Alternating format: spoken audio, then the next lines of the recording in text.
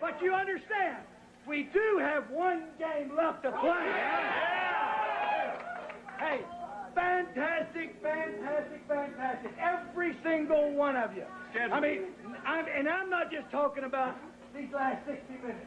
I'm talking about the quarterback schools, the mini camp, the off-season, the training camp, down in Austin when it was hot and you were tired, the whole bit. Everybody, you did one hell of a job. And the only thing else I got to say is, how about them Cowboys?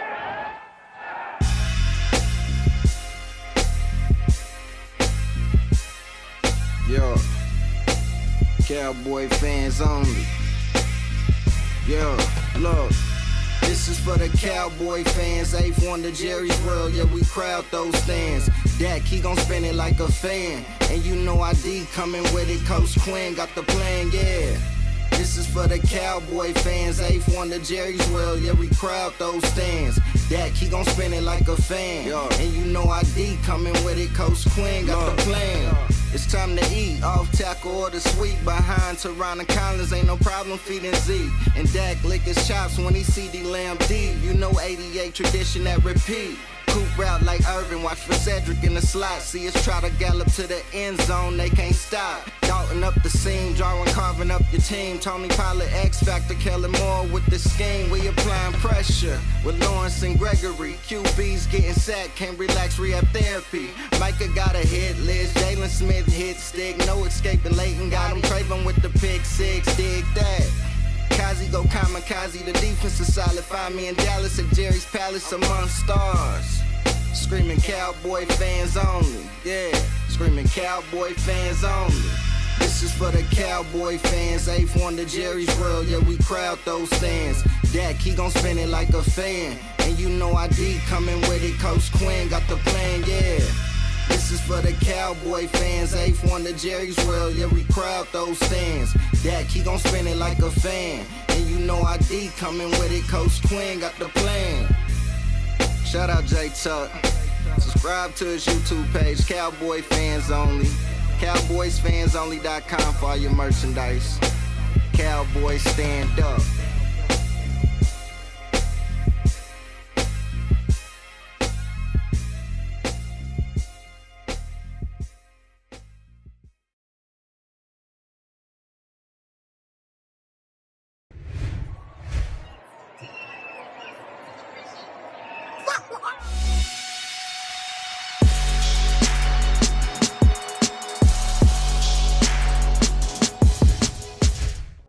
What's up, CFO gang? It's your boy J Tuck, real Cowboys fan stand up, and you are now tuned into the Cowboys Fans Only channel. So if you are new, do us a huge favor, comment, like, subscribe, somewhere down there, somewhere down there, somewhere down there. And be sure to turn on the notification bell to stay updated with all Dallas Cowboys news and content. Also, draft content. We got more draft videos coming out, so you gotta turn on the notification bell to make sure you do not miss out. Also, follow your boy on Twitter, Instagram, and TikTok at JTuck151, and of course, CowboysFansOnly.com. Just restocked the store. I appreciate all the support, everyone buying the purchases. You got to keep things updated. Now, it's still kind of winter, so I got the winter gear. I got some great ideas coming for spring, so definitely stay tuned and make sure you use that code CFOGANG for 10% off. Well, Cowboys Nation, you know, I feel like when it comes to the fam right now, everyone's been kind of doom and gloom. I see it on Twitter, Facebook, everywhere. Y'all are not feeling this season, this offseason already. You guys are not. I know a lot of people are just like, man, Tuck, I just don't see it. You're still trying to recover from what we witnessed in 2021 with that crushing playoff loss versus the 49ers. So what I had to do, I had to call out one of my personal friends, one of my favorites in the Dallas Cowboys Nation, to see if he can bring some hype. That's like Cowboys Nation right now. We need some hype. We need to uplift our spirits right now. And so I know the man just for the job. So CFO gang, I'd like to welcome to the show my guy, Mike Tagg. What's going on? What's up, J Tug? You're in your winter gear. I'm sporting your summer gear still down in Florida. Yeah, see, he's in Florida, so he's in summer gear. He's out on jet skis and everything, man. I got on hoodies, I got on sweatpants, 2 layers of socks. Yeah, different here in Kansas City, man. But I saw you out on the jet skis the other day. I'm like, man, I'm so envious of you right now. Yeah, that's why I live in Florida. I know, man. I might have to be joining you soon, man. I feel like I could be a Florida boy. I'm a Florida guy, and be Florida State and watch my team play down there. I like the weather down Flights there. to Dallas, man. It's real easy. Yeah, I love me some South Beach. We're going to talk about South Beach here soon because we got a trip coming up this year. But for my people who do not know you, Mike, go ahead and let everyone know where they can find you.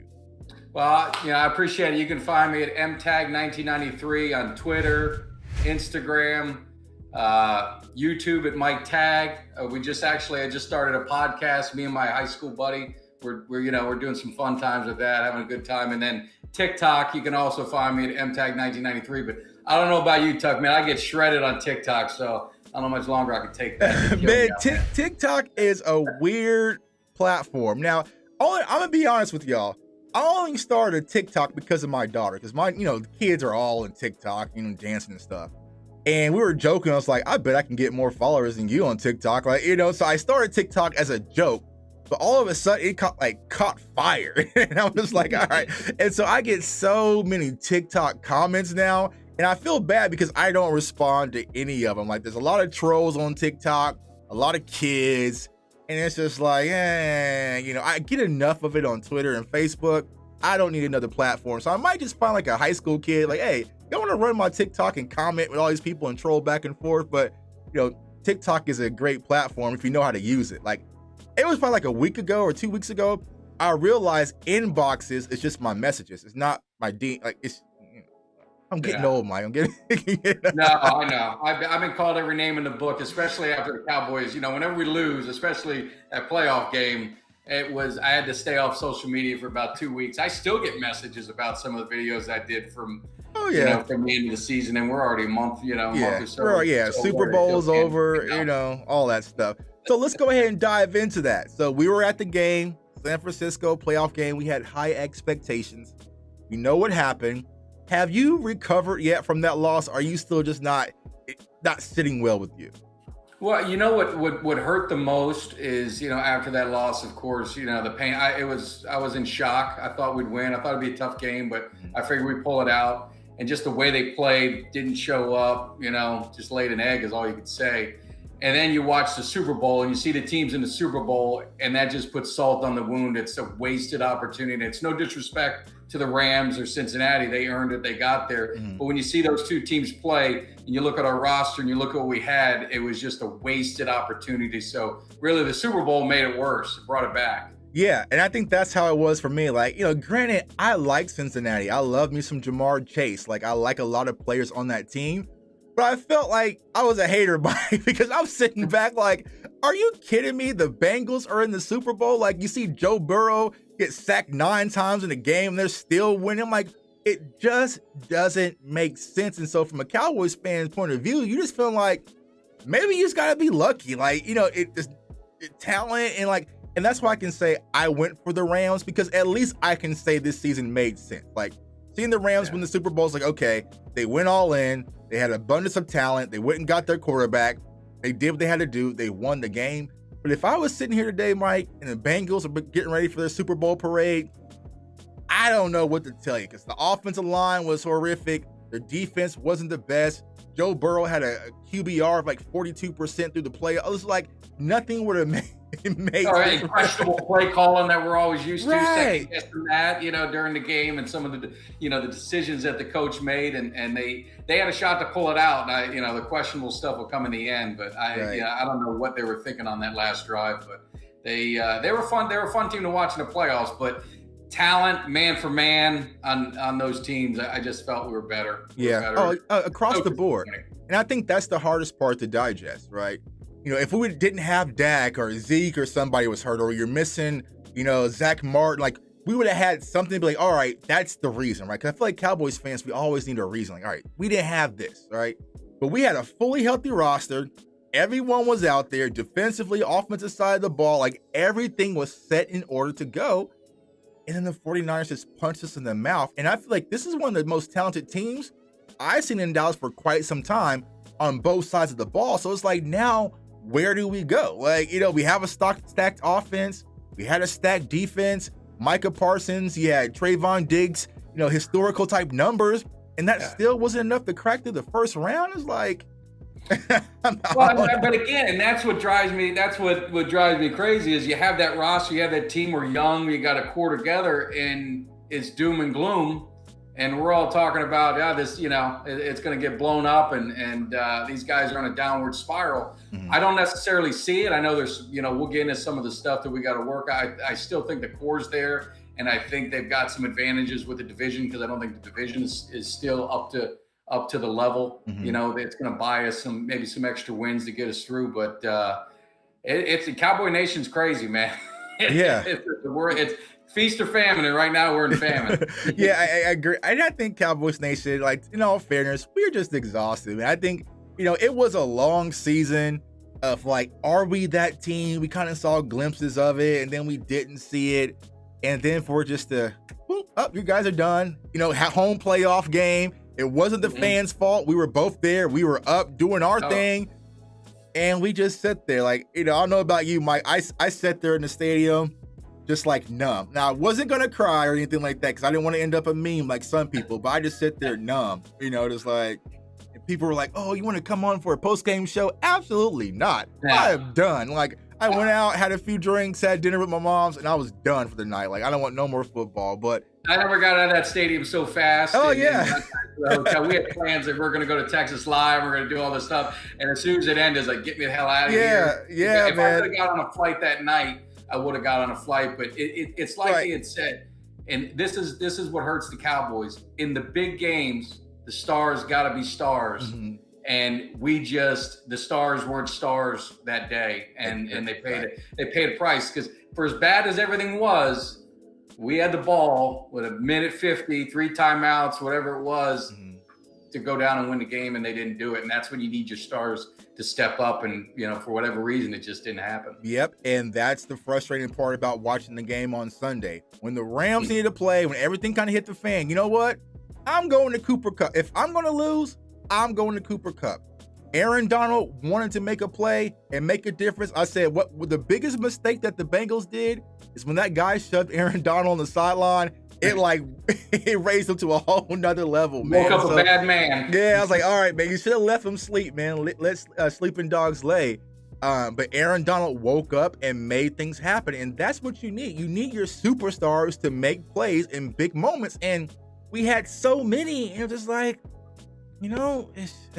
All right, Cowboys Nation. We're supposed to bring the hype. Now we're now we're bring it down. now I'm just like, man, damn it.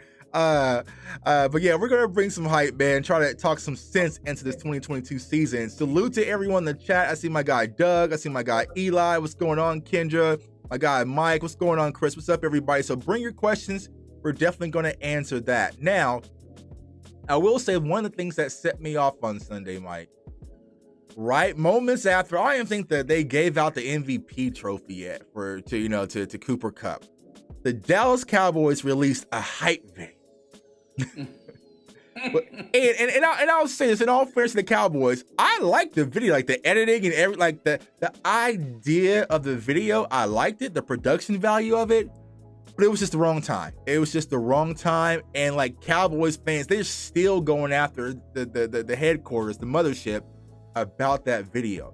And I feel like when it comes to the Cowboys, the bright lights, the media attention, all the extra, it's just getting overbearing, not only on the team, the players, but the fan base. I feel like we had enough. But what was your thoughts when you saw the Cowboys just drop that hype video moments after the confetti drop?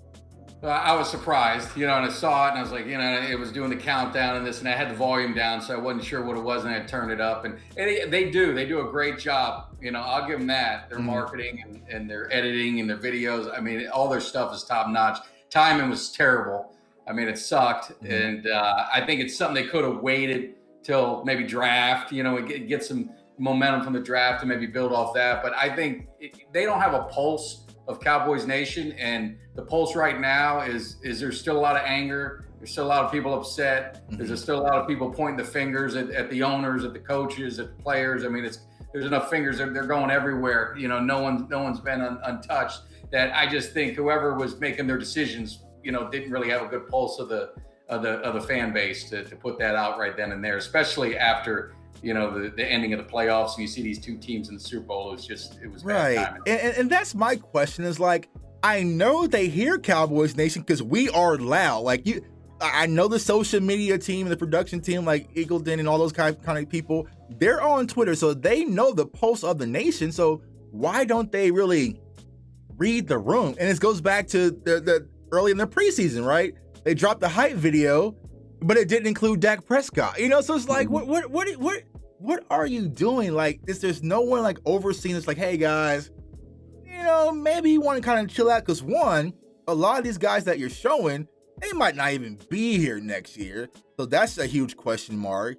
And right now, the temperament with Cowboys fans isn't too excited or thrilled about anything. And you start off with us losing in the 49ers game and everything. And it was just bad timing. But, it's just how things are as a Dallas Cowboys fan. Yeah. Now, and the cynical side says that maybe they know what they're doing and they did that. They didn't put Dak in the hype. They didn't put Dak in the preseason. And then they do this. It's like they want to stir the pot to keep things going, because what is ESPN talking about all day this afternoon and this evening, right? And they're even in the Super Bowl, most all the shows were still about the Cowboys. You had Aikman on there, you had Emmett, you had Irvin, you had Dion, you had all these guys.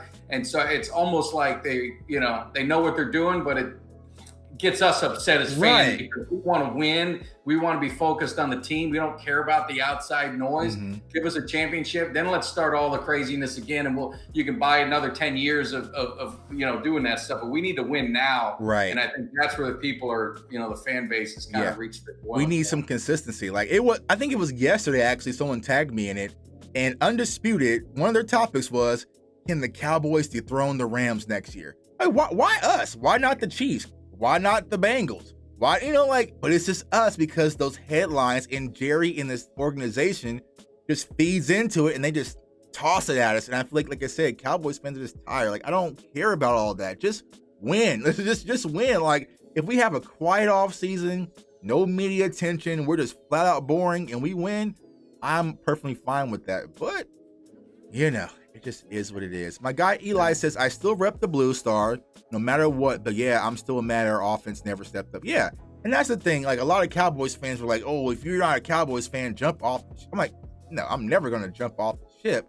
But you can say you're tired. Like, it's okay. It's okay to be a Dallas Cowboy fan, to be like, you know what?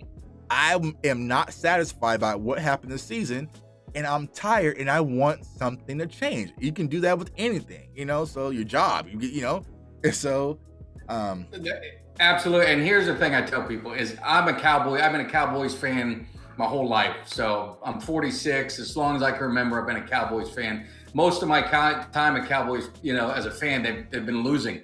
In the 80s, they were hit their downward spiral. Then when I was in high school, they hit that 90s. And it was, you had that, and I thought that's the way it was always going to be. And then you had the bump. And I'm going to be a fan no matter what. I'm not a fan of Jerry Jones. I'm not a fan of the players. I'm a fan of the team. They come and go, right? The players come and go, but the team will always be there. I loved Emmitt Smith, but when Emmitt Smith left, and when we played him, I want to knock him out. When he retired, I love Emmitt Smith again. I got him all over my room. Right. And that's so. People want you to hate, if you don't like Jerry Jones, you got to hate the Cowboys. Right. I'm a fan of the team. Right. And I'll always support the team. I don't like what Jerry does. I love him as an owner, but he drives me crazy when he does things like this. And that's the feeling of Cowboy fans. And that's why we get hated. I know that's why we get hated, and I accept it and I live it, and, bring it. I don't care, because I'll dish it right back. Yeah, exactly. Like, I'm used to it now. Like, we've been Cowboys fans so long, like the Cowgirls, and there was a tornado in Dallas, and the end zone goes nowhere. Like, it just bounces off of me now. I'm not even fazed by it. But it's like, you mentioned something, and I definitely want to talk about that here in a second, is Jerry Jones. And so Rich Eisman just dropped out a video of Mike McCarthy in an interview. And if you haven't heard that interview, check me out on Twitter. I posted it, and it's everywhere now. It's pretty much viral. But, he was asking Mike McCarthy about what is it like knowing that your owner, right, the person who writes your checks, is already saying that he has coordinators that will make great head coaches, not outside of Dallas, but in Dallas. And how does he feel about that? And also the Sean Payton thing. And one thing Mike McCarthy says is like, it's unique. It's something different he hasn't dealt with. I mean, granted, he's been in Green Bay, which is a traditional franchise just like the Cowboys, but he never had to really deal with it. So it's a unique situation because you have the owner putting this types of energy in the air. And he said before Dan Quinn even interviewed for the other jobs, him and Dan Quinn had a conversation where Dan Quinn said, hey, if this is going to cause this narrative and going to be a distraction to the team, I'll step away and take a head coaching job elsewhere because ultimately I want what's best for you and these players.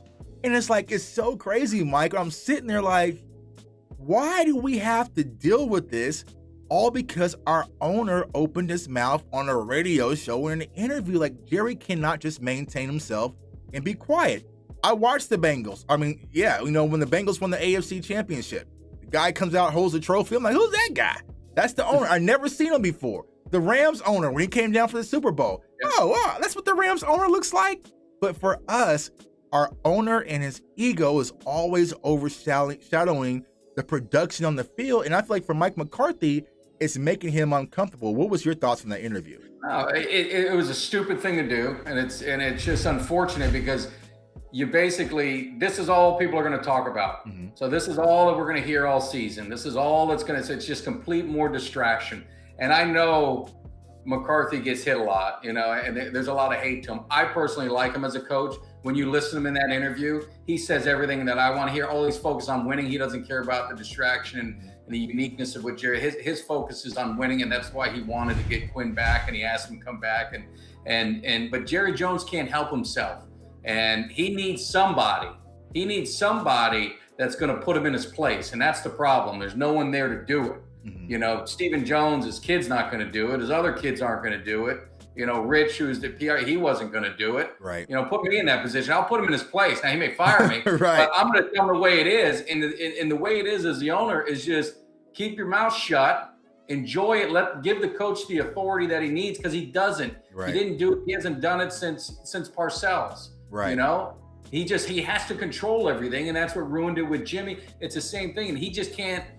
I mean, I don't understand, man. I don't get him. I love him. He's funny. You listen on the interview, he makes you laugh. He tells some goofy stories.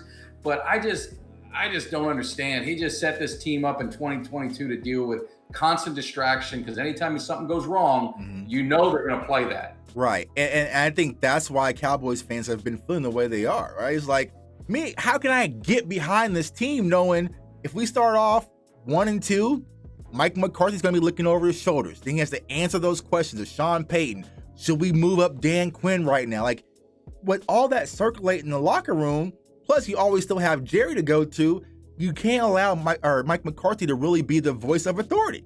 You can't tell me what to do, bro. They're about to get on. They're going to move on from you next year. Like, you're going to be out of here.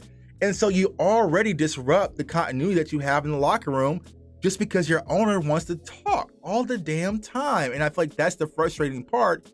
And Mike McCarthy, he said, is like, when I spoke to Dan's enjoying just being a coordinator because he's not having to deal with all the extras that comes around with being a head coach. He's like, I kind of envy Dan. So maybe like that kind of sounded to me like Mike McCarthy's thinking like, man, I should just be an offensive coordinator, do my job, handle the offense because I like handling the offense. My team won't let me do it, but I like to do that. Coach my guys and be done with it. And so it's like, it's discouraging. And that's why, I hear the conversations unraveling about Sean Payton, right? But if Sean Payton comes in, y'all, and let me know this in the chat, do we get the Sean Payton that's in New Orleans that has full control over everything football operations? I just don't see that happening. And it's strictly because Stephen and Jerry Jones's ego. I don't think that's an ideal situation where you're going to get the real Sean Payton. Sean Payton's like, you know what? I want to bring in Antonio Brown because I think he's going to help our team. You're going to have Jerry, whoa, Stephen Jones. So it's just like, I don't know how we fix it, to be honest with you, Mike. No, and is Payton really an upgrade? I mean, if you're being honest, him and McCarthy, do you see it? I mean, they both had Rodgers. One had Rodgers, one had Breeze. They each got a Super Bowl. He left the Saints in cap hell, and he signed a gimmick quarterback to some huge contract that left them hanging the bag. Right. I mean, I like him. Don't get me wrong. I think he's a good coach. If we didn't have him, if we still had Garrett, I would say run out and get him. But I don't know what you're going to get that you're not getting with McCarthy as head coach. Because again, like you said, Jerry's going to control it. It was all said and done when McCarthy gets hired. And oh, by the way, this is going to be your offensive coordinator. You hired Mike McCarthy because he's an offensive mind. Right. And then you're going to tell him, here's your coordinator. You basically just disrespected him right off the get-go. And then you leave a hanger on. And I like Moore, don't get me wrong. I'm going to support him. So again, I talk all this, but when the season starts, I'm behind everyone 100%. But right. You're hanging on to the past that we wanted to get rid of. Mm-hmm. And that's where I just don't understand the logic. And it's just like if I got hired or you got hired to go fix a business, I'm not going to keep the guys who are underperforming. Right, you know? Exactly. And that's the hard part. It's like, I feel like Mike McCarthy was never set up to really win his way in Dallas. I feel like, granted, we've all been there, we've been unemployed. You have a job offer, you're like, sure, I take it. So of course, Mike McCarthy said all the right things, but if I'm Mike, I'm like, like you said, I'm an offensive coach. I've coached Brett Favre. I coached Aaron Rodgers. Like, I like being connected with the quarterback. That's my thing. That's my strongest characteristic. If I got to keep this guy and he has to keep the play calling, like, like, what can you say? You can't say no, no, and so that's the hardest part about it. And, my thing with Mike McCarthy when it comes to Kellen Moore is we see it from the outside, perspective, but the inside perspective, what was told to Kellen Moore to really bring him back last year from Boise? And so, like, I feel like Jerry Jones may have had some behind the doors conversation, like, hey, we really like you. You're one of our guys. Just sit tight if things don't work out with Mike, and then we see you as the head. You know what I'm saying? So it kind of pivoted him that way. And if anybody, you're human. You hear that kind of rumbling, and someone's like behind you looking over you for your job. I'm at the point. You know what? If that's my replacement, give it to him. Yeah.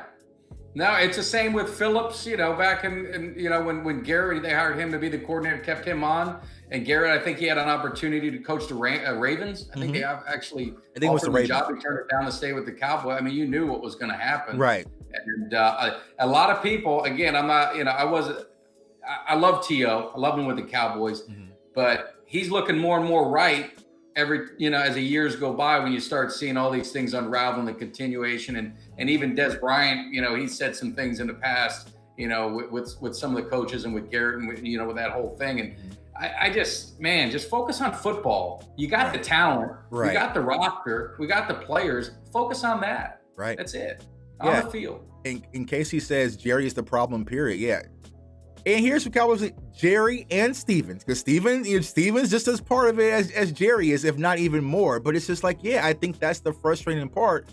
Let the people who you hire to make football decisions make football decisions. And I think that's where Mike McCarthy wants to do. Like, he doesn't like all the glitz and glamour. He's blue collar. He's Pittsburgh. Like, he just wants to kind of do his job, with his lunch bell and go home. But he has to sit up in interviews, and he has to sit up in interviews with the owner and the owner's son and laugh and chuckle and, talk about Jamie Foxx sunglasses out. It's just like, that's just not his style. It's like, I felt like Jason Garrett, the one thing that he did, he wasn't an X and O's guy, the best, but he knew how to balance that Jerry and Stephen Jones act and also being the head coach of Dallas. It's not easy. Because I mean, like I said, we all work jobs, man. Like, we don't like having micromanaged all the way constantly. Sometimes you just want your freedom. I just don't think that the Cowboys are going to give that to Mike, which makes me feel like he's set up to fail. Here we are coming off a playoff loss, but 12-5 season. We had injuries. We had a lot of shifting going on due to COVID. Our defense played tremendously better. Offense was stagnant, but still, statistically wise, they were top of the league. And we're talking about the coach being replaced, And it's like, you don't hear this in Green Bay. They're not talking about their new head coach being replaced after, getting knocked out the first round or second round, I guess, after having a bye week and home field advantage to the same team we lost to. But here it is, a dark cloud. Like you said, Mike, it's going to float over our team all season long. Like, if Mike McCarthy, Lord forbid, gets off the 0-2 start, it's just going to be unraveling, like, from the gate.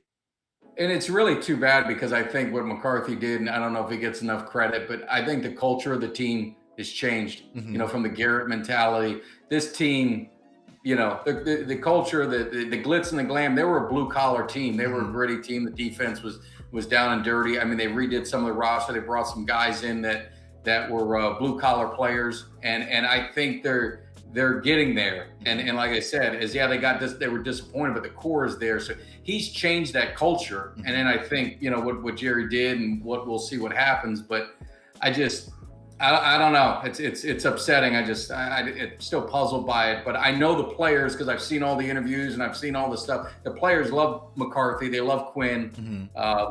And I don't know why they got to try and mess things up with the Joneses. What they're doing. Wouldn't be the Joneses if they didn't try to mess things up. And now here's the one thing I'll say that I would like to see from Mike McCarthy, which is a red flag for me, especially with Kellen Moore now coming back, is I just personally don't see the connection between Mike McCarthy and Dak Prescott. And I think that's one of his biggest hurdles is when Dak is struggling on the sideline. Like, I didn't see you over there, the quarterback guru, coach Aaron Rodgers, Brett Favre, talking to Dak, not Kellen, not the quarterback coach.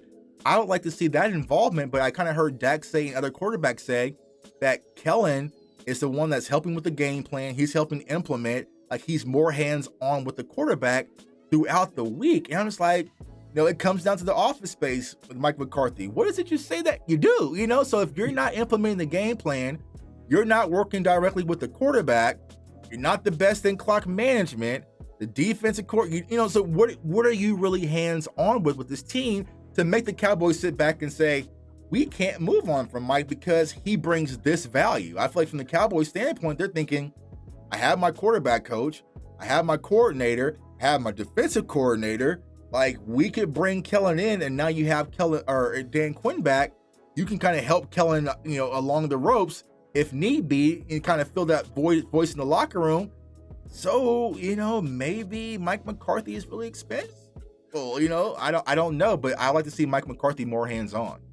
No, I think so. I think with a quarterback he should, and I think he needs to put his stamp on the offense, whether they like it or not. I think he needs to tell Kellen this is what he wants to do. This is how he wants to do it, and have him execute it. But I watched that Hard Knocks, and I saw McCarthy, and again, it's hard to tell from the videos, but it seems like he has the respect of the players. He demands the respect. He gets the respect. Like I said, the culture seemed different. So, if you change coaches, me personally, I could be wrong, and maybe my passion, my personality, I'm old school, is I can't see Kellen Moore leading a team. Maybe I'm wrong. Yeah. Because I know it's changed, but I just can't see myself getting ready to run through a wall. I don't see it. I feel like if we go to Kellen Moore, we're just repeating the cycle, man. So Cowboys fans, you hear it here first.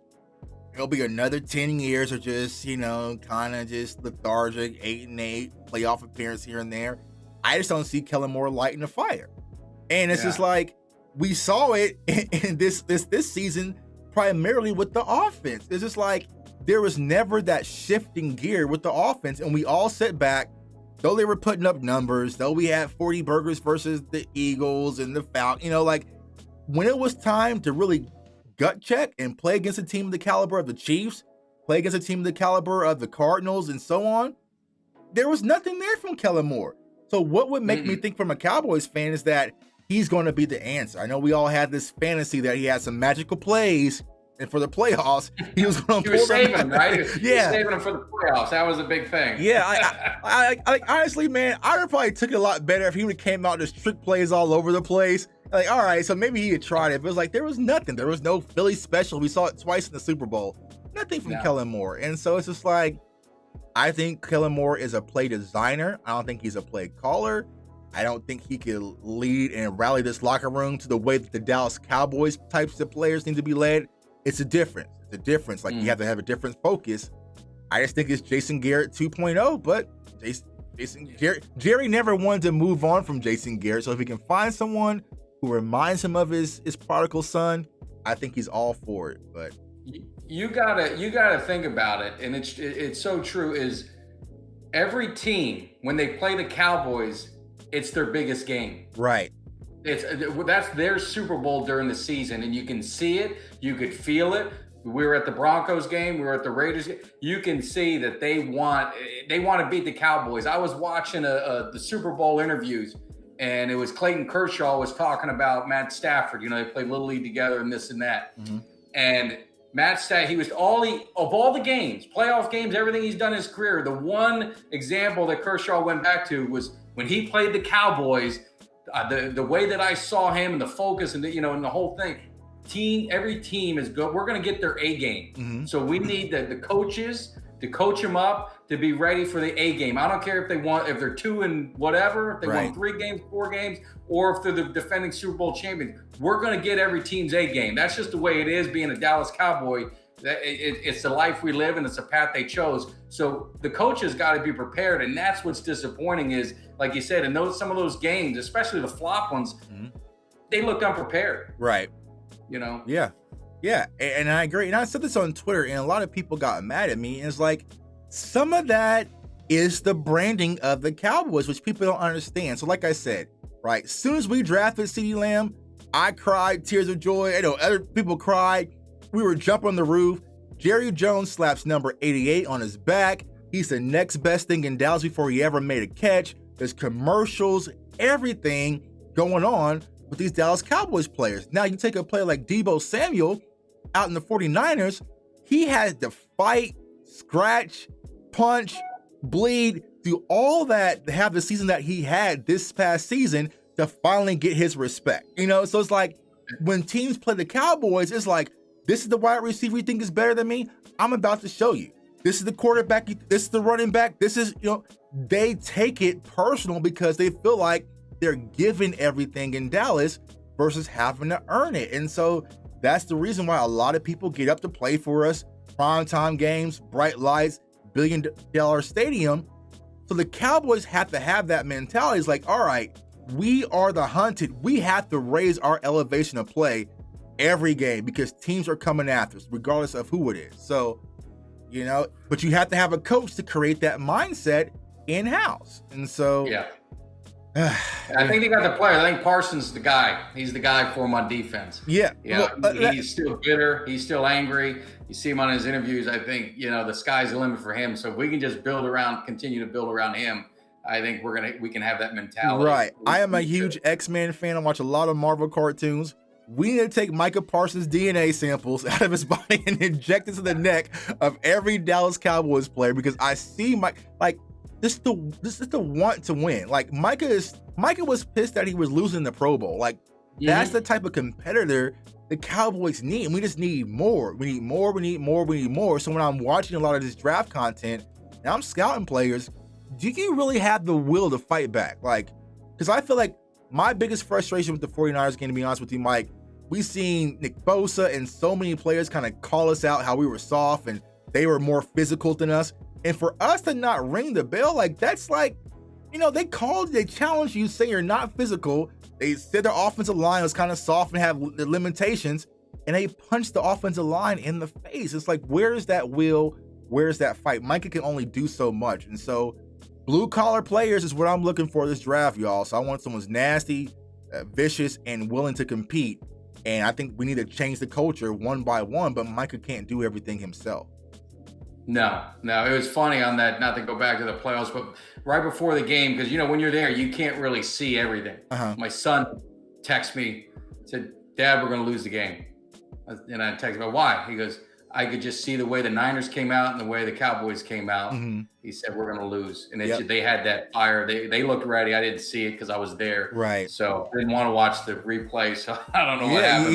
Yeah. And it's just that mentality that we got, that Michael Irvin. I always love Michael. That Michael Irvin mentality is what this team is missing. And I think Parsons going to get it. He's going to be more of a leader. He's going to second year now. You're going to see him as more of a vocal leader even more. Right. And I think, I think they make the right draft, and they've drafted well. I mean, right. you know the draft a lot better than I do on the players and stuff, but it seems like they've made some really good picks in the last, few years. If they can do that this year, it's just, filling in some holes. I mean, this team's not depleted. It's get this thing right and make another run next year. Right. Yeah, exactly. And, even it was kind of frustrating after the game. Mike McCarthy came on and said, well, I kind of felt like the team was nervous. And it's like, that's your job to get the team ready. Like, hey, hit up my guy, Mike Tagg, to come into the locker room. He would have got them ready. Hell, I was out there fired up. Like, I was so on edge for that playoff game. I dropped my Cowboy. That's when I knew we were gonna lose, Mike. When I came down the stairs and I spilt my Cowboy reader down the stairs before the game even started. Like that was my all right, it's gonna be a bad game. But like, yeah, like, what do you mean this team was not prepared and was nervous for a playoff game? Like that's what you're supposed to do all week and set the tone. Like, hey, we are the better team, and we're gonna come out and be physical and punch this team in the mouth. And it's like, yeah, you need that Michael Irvin. Like, and Emmitt Smith that came out and spoken about it is like, a lot of these Cowboys players, they live off the what the teams have done in the past. They're living off of Michael Irvin and Troy and Emmett and Moose Johnson and Haley. Like they're living off of those guys. It's like you have to establish your own identity now in the NFL and make your own lane, and you do that by winning. Simply, it's like, so you have to earn it. And I feel like Cowboys fans and Cowboys players, we give them way too much, way too early, and I understand it. Right, because we get hate in so many different directions. We're always in defense mode, like, oh, Matt Ryan's better. So we're always in defense mode, right? But sometimes we gotta sit back and say, you know what? Maybe he is. We'll have to see until it's proven, And so I think we're gonna have to adjust the way we think as Cowboys fans. Is that, maybe we're not as good as we think we are. Well, hey. And when the season starts, we're going to win every game. That's just the way it goes. You think they're going to win the Super Bowl? Well, what the hell are you playing for? Right, exactly. We're going to be Super Bowl. What do you want? You want us to be 500? Like when I do my videos, you want me to say we're going to lose? Right. You think, Cowboys Nation, we're going to take an L today. Now, can you take it? Like, what the hell are you supposed to say? No, we got to be positive in the end. At the end of the day, we got to, when all this stuff's done, that's why I'm going to let you do the draft. You're the draft expert. I'm going to talk a little bit about the Cowboys, on my side and try and pump people up and try and get things going. But when the teams come together, that's the beauty of Cowboys Nation. When that team's together and we're ready to kick off, we all believe. And that's why they hate us. Right. And they call us cocky. They call whatever they want. But every stadium I've gone to, we overtake it. Absolutely. We do. Yeah. Right? Our fan base is great. We're the coolest sport kids in the NFL, and everyone hates us for it. Yeah. And I get it. Like I fully embrace my role as a Cowboys fan. I'm cocky, I'm arrogant. Even when we lose, I lick my wounds and I'm back to talking the next day, like whatever, I don't care. So it's like I get it while we get the hate, but it's like it is who it is. Like you just gotta embrace it. And honestly, like I always wanted the Cowboys to embrace that identity. No one likes you. Be that dirty team, be that nasty team that no one wants to play. Like they don't like you. Why are we so friendly? Like, those teams back in the 90s, they hated Michael Irvin. They hated Charles Haley. Dion was always in your face, because like they were pesky and they were talented. And I feel like when it comes to trusting this team, I trust the talent. It's just everything surrounding the talent is kind of hard to get on board with, because I feel like you tell me Dak Prescott, I'll put Dak Prescott versus any quarterback in the NFL. I will. Yeah. I'll put our wide receivers versus any. I'll put those matchups. I'll take Micah Parsons. Like I'll take Trayvon Diggs. But it's just utilizing those weapons in the right situations is what I don't trust, and I feel like that's what really failed this past season, is not putting our players in the optimal position to do what they do best, offensively. Yeah. Did you think Dak was a little cautious this year? Do you think the injury, because there were so many times where you see, he would just run, and he's not a running quarterback, so I'm not telling him he's a run, but there was times where you think he should just run, and he just would hang on and he would move around, then he would get sacked or something like that. And it just seemed like maybe his confidence wasn't there, because he's always so confident. And I'm hoping that maybe, this year, going into next year, it's all, it'll come back for him. But he just seemed tentative a little bit more than usual this season. Yeah, and I think that was a part of it. Is I think one, they were in-house. They were kind of telling him like, hey, don't run. Because I remember that Falcons game when he ran the end zone and trucked the guy. Yeah. Like they pull, like, you're done. Like you don't, like, because they know the risk. If he goes down, that's the one thing that can really derail the season. But even when Dak would take off, he was always kind of peeking over that shoulder just in case. Versus prior to injury, Dak was taking off and he's going to truck you. He's going to go for the extra yards. He's going to dive into the end zone. So once that ability was kind of stripping away from him, they didn't run the RPOs as much. They didn't get him moving and play action as much. And so he was kind of more just a pocket passer. And then with our offensive line playing as bad as they played this season, he was very one-dimensional because you see the teams that would, play those soft coverages or whatnot. The run game was absent, but also utilizing Dak's legs was absent as well. So teams were like, all right, we're going to sit back and see if Dak can beat Tom Brady and just pick us apart and win the game. And they disguised different coverages. And I feel like Dak just kind of struggled that second half of the season. And I'll say this. Even though Dak struggled, it wasn't just Dak. Like, that was kind of the formula versus Pat Mahomes. And they even mentioned about Matt Stafford. Like, they played a lot of those soft zones, want to get pressure with 4 up front and see if they can keep everything in front of you and beat you that way. So I think what's happening is offenses have been involved so much since the kind of the Kansas City train has rolled, and you had the Bucs as well. Defense are starting to catch on a little bit. All right, so let's keep everything in front of us and see if I can get pressure with 4. And some teams were able to win with that, and some teams wasn't. But I feel like when it comes to Dak and Kellen this offseason, you have to be able to get past that. And the easiest way to do it is your high-paid running back and your other running back, who's one of the top in the NFL as well, use that a lot more, and then that will bring different disguises. But, it just is what it is. Yeah. Let's see here. A guy says the coach need to be better prepared and players need to take accountability. I agree. There should be accountability across the board. Eli says 2022-23 to be better. Just got to fix things, bring in some players to the draft, let go of some players and bring some back. Let's get this right for next season. I'm ready and hope for the best. DC4L.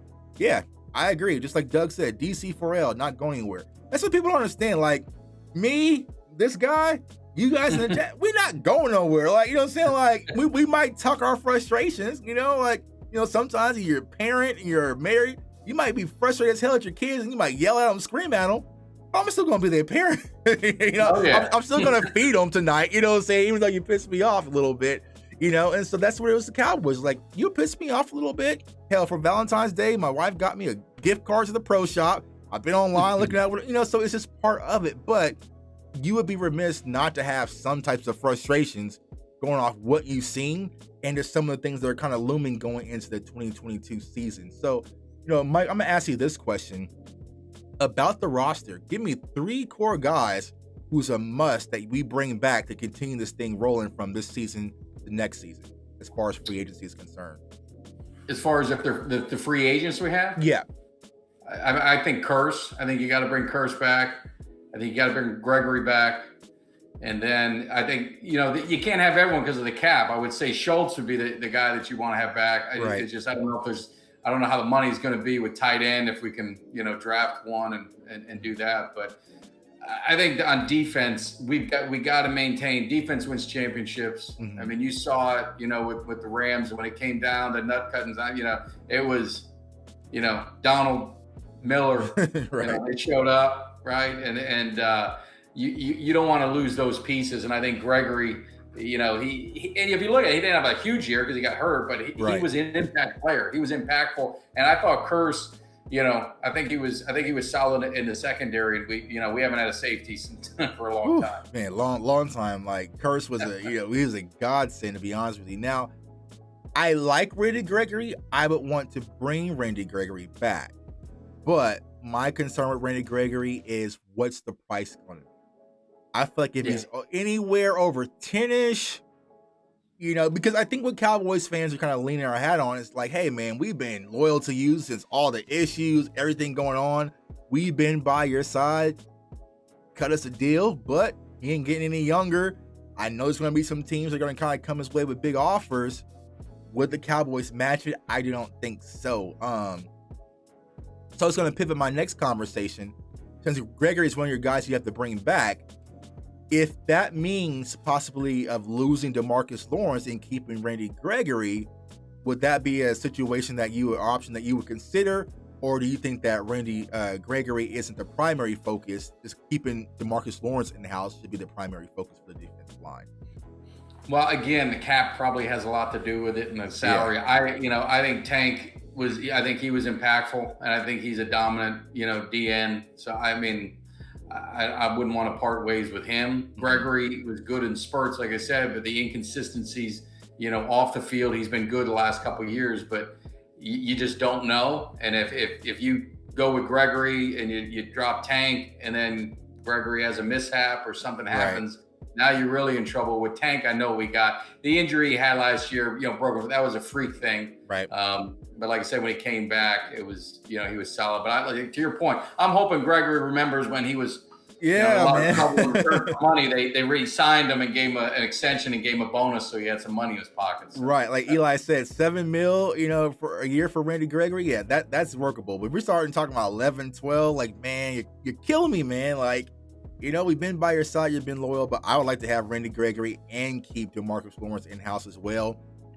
Guys, flip some of that pen, move some money around. The Cowboys can do it. I just read a tweet that's saying that we could go from, I think we're 24 over, that we can be 44 mil under, or even 66 million under if we, restructure a few contracts here and there. So I think the players are going to be open to doing it. Yeah, and the other thing, the wild card too, is if you lose one of them, you put Parsons, you put him at the end more. See, I was pro Micah full-time defensive end when DeMarcus Lawrence was out, but I will say Micah can do so much more at the linebacker position and coverage, blitzing in A gap. He can move, so moving him around as a chess piece, I feel like it's the optimal thing for him. Now, I say that because here's the thing, y'all got to understand with that. If he goes to full-time DN and puts up those numbers, the price tag goes up drastically. Well, he knows that too, Yeah. So, from a cap space perspective, I would kind of just keep him at linebacker and keep that as his title, because think about it. We're going to have Diggs coming up. We're going to have CD coming up around that time, and then paying Micah. And it's like, all right, those are some big contracts. And Lord forbid if Boss Man turns out to be what we're expecting him as well. That's 2 corners that you'll have to pay. So I would leave him at linebacker just for the flexibility where you can move him around the field. I mean, hell, he was covering, all the way down the field and covering wide receivers. And so he can do a lot more than can do a defensive end. And I think he likes doing that. Right. He likes it too. He likes it too. I feel like we can bring in a guy in the draft, bring in another guy to kind of be that edge rusher type guy. You also have Chauncey Golston from last year.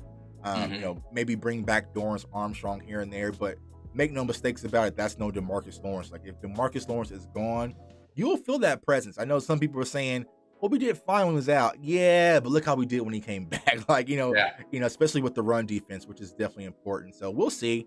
The safeties, when it comes to KZ and Hooker, I feel like one of them will stay. I think that Hooker might be the primary focus to bring him back. I like what Malik Hooker was able to bring. But once again, it's going to come down to negotiations. Now, I will say this.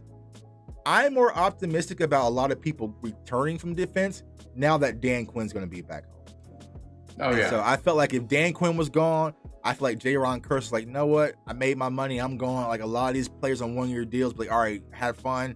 I made my money. I'm gone. But I feel like having Dan Quinn back, he's going to convince a few of these guys, hey, let's run it back. Let's bring our team back and make a real push for it. So, I hope that's the case, but it remains to be seen, So, offensively, right? The tight end position, Schultz. I think Schultz is a goner. Someone just mentioned, I agree, there's a lot of tight ends in this draft that you can fall in love with, man. So I think he's not a great blocker, so not a great blocker. You already paid Jarwin. I feel like he's going to push for a bigger deal because his name's kind of floating. I'm seeing names already offer, excited about Dalton Schultz in free agency. So I think he's going to be a goner. I'd be perfectly fine having Blake Jarwin if he can stay healthy and bring in a new tight end and let him kind of come upstream like that. But Amari Cooper is the topic of discussion. What do you do with Amari Cooper? Do you keep Amari Cooper, Mike, or do you get out that contract and save $22 million versus the cap?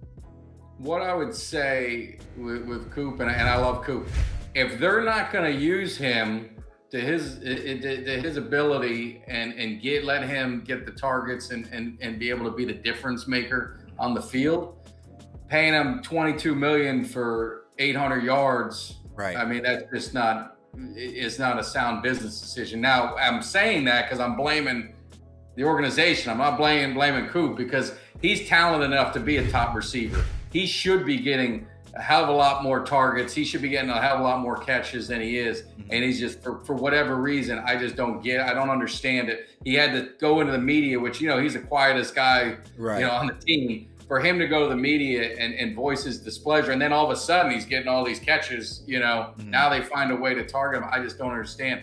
I think we'd be hurt really bad if they parted ways with him. I don't think they should, but I think they need to figure out the way to use him to show that he can earn that money that he's getting, because he can. Yeah, I agree. And if you're going to pay for it, utilize it. That's my same thing with Ezekiel Elliott. It's like, all right, you got Zeke, you paid him 4 carries, 6 carries. No. Like, utilize him to his strengths that you paid him for. And the same thing with Amari Cooper. Like, when it comes to Amari's numbers, it's not a testament to his ability. It's just because he can't do nothing without the ball. Like, people are saying, like, Cooper Kupp Amari needs to be more like a Cooper Kupp. Cooper Kupp gets targets. He gets the ball in his hands. I'm fully confident if Amari Cooper got those targets, he can make things happen. But when it comes to Kellen Moore, he's always been system over superstar. And it's just like, all right, I agree with you, Mike. If we're not going to utilize Coop and we're going to kind of, just spread the ball around, in some games, Cedric Wilson might be our top target, then you absolutely got to move on, because that's way too much to be paying for 4 receptions a game here and there in splash plays. And you do have to. Cooper Kupp end up open all the time. It's amazing. They move him around, right? Right, you move him around. It's so hard to figure out. You take advantage of match, and that's the frustrating part, especially with the 3-headed monsters that we have. You could line Michael Gallup, CeeDee Lamb, Amari Cooper in so many different positions and create whatever matchup you want. Like I said, Kellen Moore, if you need my Madden playbook, just call me. I'm available. Like, you can have Cooper in the slot. You can have CeeDee out in the X or the Y. Like, you can move these pieces around to really throw the defense off. But it was just so predictable when it comes to our offensive play calling. Like, why not get them involved a lot more? The same thing when it comes to Tony Pollard. Like, Tony Pollard could be our Tyreek Hill of this offense, but it's just like, you got 3 carries, 4 carries here and there. It's just okay. And Makes no sense, especially Pollard, especially in a playoff game. I mean, it made no sense how he's not touching the ball more. You rest Tony Pollard the week before to give him 4 carries. Yeah. and it's frustrating. Like, here's the most frustrating part about all this, Mike, before I let you go. The same things that existed with Linehan, Jason Garrett, like, we are here still today. So T.O., Dez Bryant, now Amari Cooper. It's just like, my goodness, when will it ever change? And it's frustrating to see the Bengals, Jamar Chase, I don't care. I'm going to you. I'm going to my guys. I'm getting him involved. Same thing with Cooper Kupp. Same thing with Tyreek Hill and Trap. Like, when the game is really on the line, the superstars are getting involved regardless of the situation. And like I said, if I'm the 49ers defensive coach, if you beat me with Dalton Schultz and Cedric Wilson, I'll take that every time. Yeah. But it's frustrating. So hopefully someone in-house can change Kellen Moore's philosophy and we can get things back rolling and get Cowboys fans confidence meter up the scale. I feel like right now we're like at a 4 right now, like a 4.5. Like, we need to be like 7 or 8 by the time we kick off for this season. We will, man. Just give it some time. Give it a little bit of time. We get the hype train going. The draft. I feel like the draft is going to do something to spin it around. Now, I know you don't kind of follow the draft that heavy, but position-wise, is there a certain position like, all right, that's the position I want to take first round if it's available? I'm a big believer in the best player available.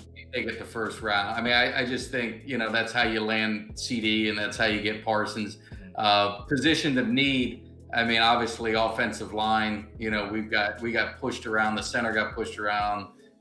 Connor, we got to shore up that one side because people can dog our running game. And I know Zeke gets a lot of hate. Right. But when the other team's on the other side of the line of scrimmage, it's pretty hard to run. And then you got a tight end that's missing blocks. It doesn't help the situation. So I think offensive line is key for us. And then again, with linebacker, I'm sure Van Der Esch, he's probably gonna be gone. I know there's a good linebacker. There's a few good linebackers in the first round. We could wrap one of them. depth in defense, but I think we've got to shore up that offensive line. It's amazing we actually have to say that because we always think about how great our line's been for the last 20 years, but it's something they got to. We'll say that, and then we watch a team who just gave up 9 sacks to their quarterback go to the Super Bowl. And so maybe offensive line isn't as important as we think it is. I mean, hell, who knows? You might be onto something. Yeah, like, don't pay for your offensive line, man. Just like, who knows, man? Like I said, my football logic has been just when I saw the Bengals go to the damn Super Bowl and beat Kansas City at all places at home. But hey, I know a lot of Bengal fans out there. I saw a lot of them. Yeah, they're coming out. They're coming out the woodworks now. I was like, man, now I'm gonna go to the draft here in a few months. Man, I'm gonna have like Bengals fans flexing on me, like, oh, Cowboys fan with last line. But I'm like, oh God, like, just get it done, man. Like, frustrating. Still ain't caught us though. All these teams, as bad as we are, leave a positive note. As bad as we are, as much crap they talk about us, we're still. Right, and that's my question. Like, everyone's you haven't been to the Super Bowl in 25 plus. Okay, so why haven't you caught us? What have you been doing all this time? Like, and we still have the third most playoff wins in the NFL. Right. We haven't won a playoff game in forever, man. Exactly. You think these guys would catch up? Yeah, Lord forbid if we get back on a run, man. We're gonna definitely create some separation, man. But before we gotta go, because I know we're talking NFL, but my guy Mike, he's a huge Miami Hurricane fan. You guys know that I'm a Seminole fan, so. His team, listen what his team did to us, y'all. They scheduled us for their homecoming game. Can you believe that, right? They think rivalry game, homecoming, it's going to be crazy. So definitely look out because we're going to drop some content because I'm going to be in Miami. Me and Mike are going to be in Miami for the Florida State Miami game. So, we'll definitely get into that. It's going to be in November. This is long way to football season, but we're already prepared for it. We got a lot of talking to do. Remember, they scheduled Florida State to be the homecoming opponent because that's what we think of them. The U is back. We got the coach back. We got the team back. So now it's time to slap Florida State a little bit up and down the field like the old days. We're going to treat them just like it used to be. We'll see about that. But it'll definitely be a fun time. Hey, my guy, Mike, thanks for coming on. Once again, before I let you go, let everybody know where they can find you, my guy. No, I appreciate it. Definitely YouTube. Like I said, me and my buddy do a podcast just talking, football and life. Mike Tag on YouTube, MTag1993 on Twitter, Instagram, Facebook, TikTok. I told you guys about that. But the other thing I do, and I've had a lot of fun with, is Cameo. I drop hype videos for you, pump you up. I did a bachelor party. I did a guy in England. I'm actually doing a commercial for another one. So I'm having a good time with that. So if you need to get pumped up for the season or any occasion, give me a holler as well. Yeah, man, definitely hit my guy up. He brings the hype. Did you do anything for Valentine's Day for anybody hype wise? No, we did our podcast. We recorded on Monday. So I had to get the permission slip signed from the wife and make sure that I made it up to her later. We went out and got something to eat. But no, I didn't do any Valentine's. I did some proposals. I did some wedding proposals. I did that. I did a wedding video. I did the bachelor party one was fun because I told the guys, like, you want it clean or do you want me to? You're right. He goes, keep it dirty, man. Dirty the better. And then when I did, I'm like, man, I hope you don't post that on some public page. Right. Yeah. Calm down. Like, and here's the funny thing about Mike, right? So like, online, Mike is the hype beast, right? And I'm the chill guy. But then at the games, it switches. Like, Mike is like sitting down, like calm, just like focused on the game. And I'm the one like yelling, screaming, and spitting and dropping, spilling. So we reversed, man. So, we were out there in Tampa. We feed off each other. We feed off each other, man. We got to bring the hype, man. So Cowboys Nation, like I said, by the time we get to the season, we'll be back on track. We'll be talking about, 10-game win streaks and how we're going to beat the Bengals and dog. But right now, you just got to, just hope. We'll be opening in LA, right? I would like to, but I don't think it's going to be. I don't think they're going to let us opening twice, No. They don't let us opening twice, But I feel like, you know what? How about you bring the other team to Dallas and let us open up that way? Bring the Bengals. Yeah. Bring the Bengals Sunday Night Football. We can run it. But, our schedule. Here's what I'll say, Cowboys Nation. We were kind of able to kind of Kool-Aid things out a little bit this past season and kind of float through.